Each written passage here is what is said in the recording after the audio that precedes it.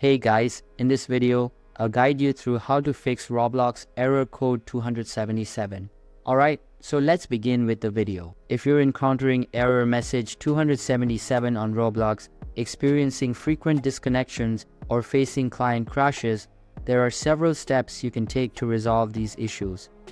This error often relates to network problems, and the solutions are generally straightforward. First, you should change the DNS servers on your computer. Modifying the DNS settings can improve your internet speed and resolve network-related issues. To do this, press the Windows key to open the Start menu and type Control Panel in the search box. Click on Control Panel from the results.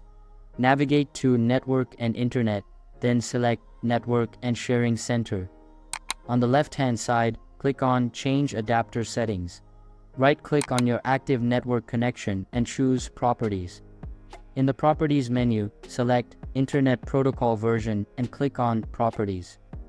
In the following window, change the setting from Obtain DNS server address automatically to Use the following DNS server addresses. Enter 8888 as the preferred DNS server and 8844 as the alternate DNS server.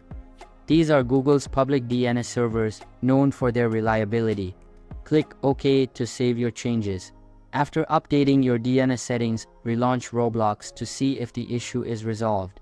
If the error persists, check your internet speed to ensure it meets Roblox's minimum requirements. Open an internet browser and go to SpeedestNet. Click Go to start the speed test. Roblox requires a minimum download speed of 4 megabits per second for optimal performance. If your download speed is above this threshold, your connection should be sufficient for Roblox.